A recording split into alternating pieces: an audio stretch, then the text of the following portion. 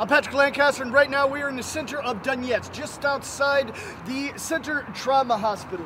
And we are here today to check on the injured civilians that have been injured by the attacks on Donetsk in the last weeks and days. And these attacks have been, as I've shown you, been perpetrated by Ukrainian forces. I'm not sure if the camera picks it up, but we can actually hear some shelling in the distance now.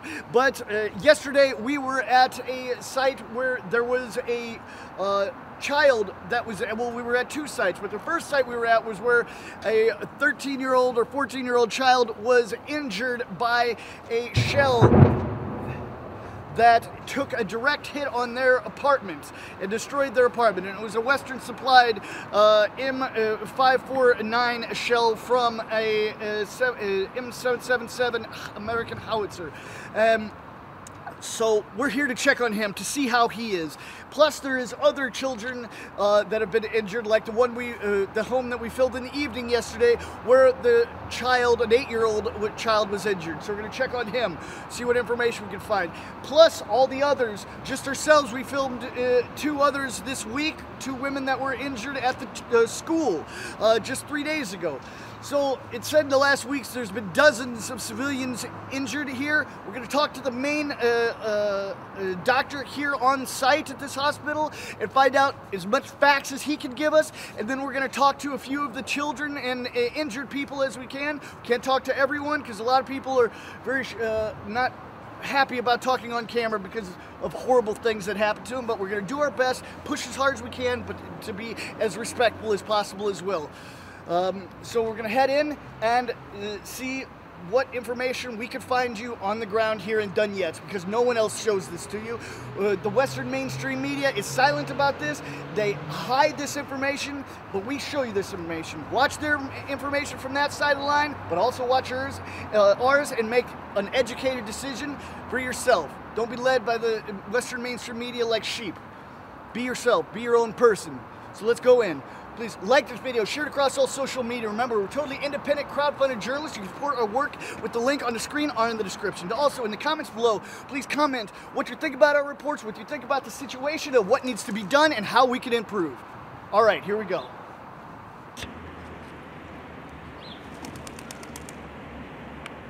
Здравствуйте. Добрый день. Можно представиться себя? Заместитель директора Республиканского травматологического центра по хирургической работе Оноприенко Вадим Игоревич. Ага. И можно сказать, как обстановка ребенка, который был ранен вчера? Ребенок нам вчера был доставлен в тяжелом состоянии. Ребенок получил травму в 8 утра в Петровском районе города Донецка. Снаряд прилетел прямо в квартиру, где они проживают. Ну, как вы знаете, Петровский район — это самый обстреливаемый район Донецка. Линия фронта проходит практически по границе этого района, поэтому к нам очень часто привозят оттуда пациентов. Ребенок был доставлен в тяжелом состоянии. На момент поступления ему были произведены все необходимые исследования, были выполнены в ургентном порядке операционные действия. В ургентном порядке были выполнены все необходимые оперативные вмешательства. На данный момент состояние ребенка стабильное. Он находится у нас на госпитализации. Все необходимые лекарства, которые нужны ребенку, он получает. И можно сказать, сколько людей этой недели ранено? На данный момент, дело в том, что к нам поступают люди как и за госпитальной помощью, так и за амбулаторной помощью. То есть госпитальная помощь — это когда больному необходимо ургентное оперативное вмешательство, и больного нужно госпитализировать. А в травмпункте помощь пациентам оказывается амбулаторно. Вот, то есть мы оказали помощь и пациента отправили на дальнейшее лечение по месту жительства. Так недавно нам были доставлены с Киевского района 2 женщины, это сотрудники школы, учительница младших классов, вот, и технический работник школы. Значит, точно так же в ургентном порядке им была необходима оказанная помощь. Вот, учительницу мы госпитализировали. Она сейчас находится под наблюдением, все необходимое лечение, которое ей нужно, она тоже получает. А техническому работнику помощь была оказана в травмпункте, она была отправлена на дальнейшее лечение по месту жительства. На сегодняшний день у нас состоит более 20 человек гражданских на госпитализации, которые получили травму в результате обстрела жилых кварталов Донецка. Извините, я вот уточню, вчера еще были сообщения о мальчике с улицы Белостокская, 15-го года рождения. К вам не поступало? Я, насколько знаю, у меня информация, поступившая по одного ребенка, который из Петровского района, ну, поэтому... А вот эта учительница, которую вы упомянули, Она на данный момент находится на госпитализации, в ургентном порядке ей была оказана помощь, в дальнейшем ей в плановом порядке предстоит оперативное вмешательство. Ну вот, на данный момент все необходимое лечение она получает. А сегодня были еще поступления? Вот я слышал, что на шахте Авакумова раненые. Ну, я на данный момент находился в операционной, я только вышел, и вы зашли, поэтому мне как бы не успели доложить. Ну, вот, если поступления будут, в любом случае персонал заточен у нас под массовое поступление гражданских. Мы достаточно хорошо обеспечены медикаментами, точно так же мы хорошо обеспечены аппаратами внешней фиксации, то есть аппарат внешней фиксации, ну или как его в простонародье называют, Елизаровский аппарат. Это золотое правило при фиксации костных отломков при минно-взрывной травме. Поэтому, как бы, если кто-то пострадал, то мы готовы оказать помощь. Минный Лепесток, ребенок, он в реанимации находился, как раз, если захотите пообщаться, то пожалуйста. Да. Сколько вот из этих 20 человек, которые пострадали от лепестков? Я не могу сейчас ответить, я ж не готов выше, как бы это. Я периодически поступают, значит, к нам продолжают поступать гражданские, которые получают травмы в результате контакта с миной Лепесток. Ну, к сожалению, это заканчивается травматическим отрывом конечности, собственно, на что этот боеприпас и рассчитан. Несмотря на его безобидный вид и маленькие размеры, это очень опасный боеприпас, это мина нажимного действия, которая рассчитана не для того, чтобы сделать человека, не для того, чтобы убить человека, а для того, чтобы сделать человека инвалидом. То есть рассчитана на травматический отрыв стопы. Ну, как правило, отрывается стопа на улице, происходит травматический отрыв стопы в момент контакта. Кроме того, вторично поражающими элементами является это грунт, это грязь, то есть то, что как бы является вторичным инфицирующим агентом. К сожалению, поступают к нам люди, продолжают поступать. Недавно ребенок к нам поступил, он точно так же находится на госпитализации в детском отделении. Взрослые продолжают поступать. К сожалению, видите, под снегом его практически невозможно заметить. Ну, точно так же в листве упавшей его тоже очень трудно заметить. Ну, собственно, знаете, как говорят, лучшие инженеры работают над созданием боеприпасов. Как бы, к сожалению, поэтому и травмы такие происходят при контакте с ними. Все, спасибо большое. Все.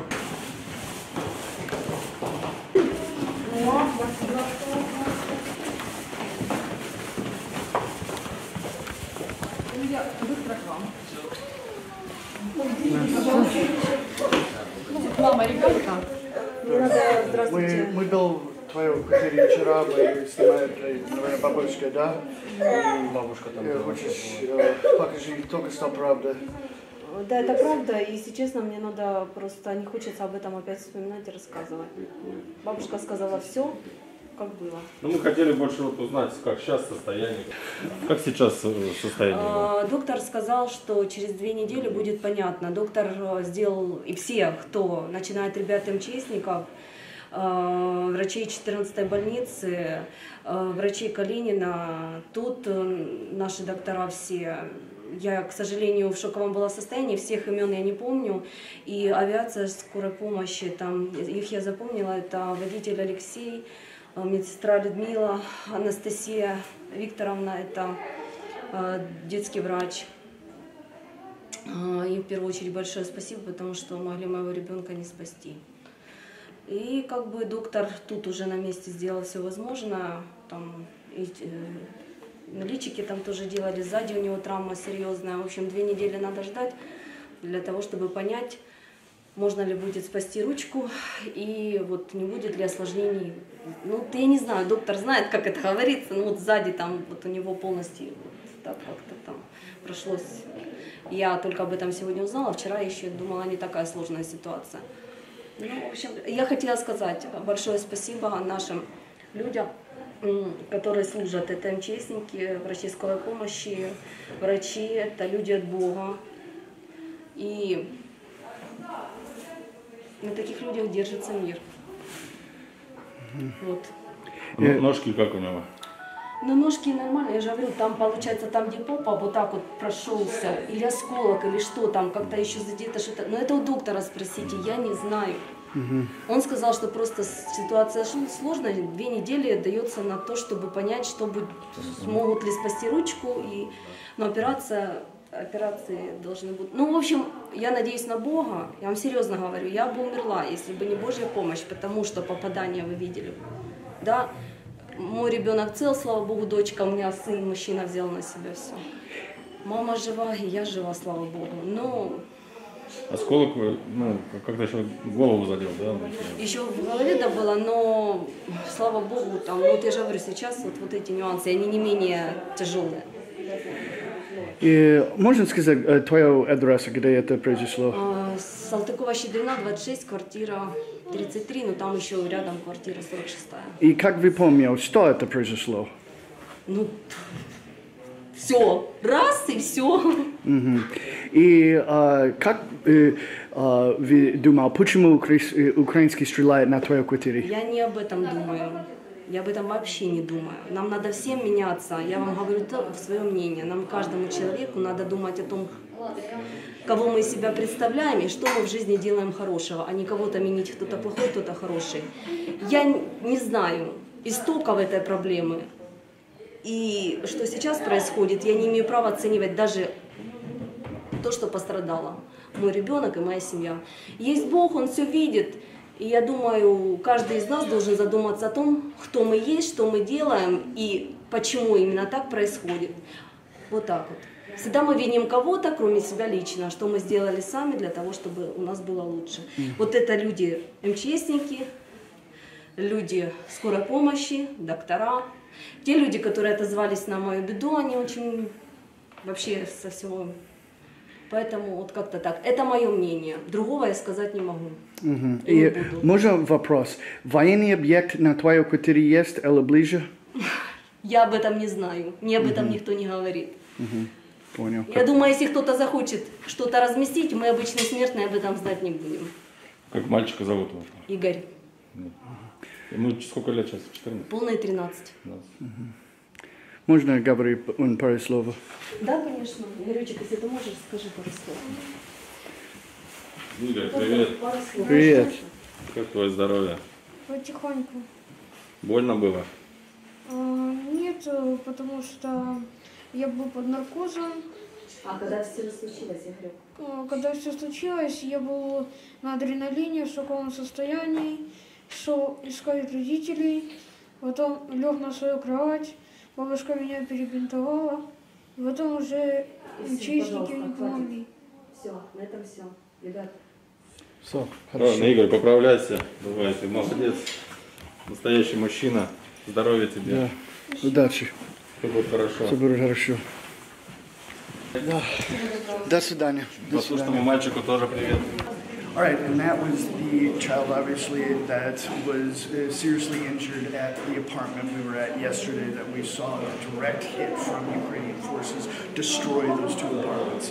He's seriously injured, as you saw, but now we're going to go to talk to another grandmother, another child that was injured, but this one was injured by the small mines that are dropped by Ukrainian rockets that are fired above the city, and the little flower mines.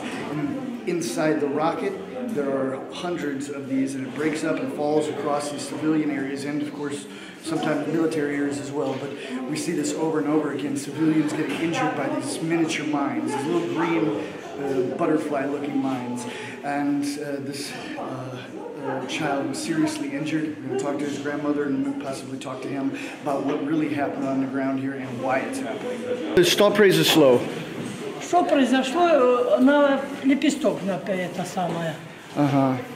И он тяжело сейчас? Да, вот лежит на этом самом. Если можете, ну сходите туда. Я не могу, мне сил нету. Я боюсь. Можно мы посмотрим? Можете. Ага.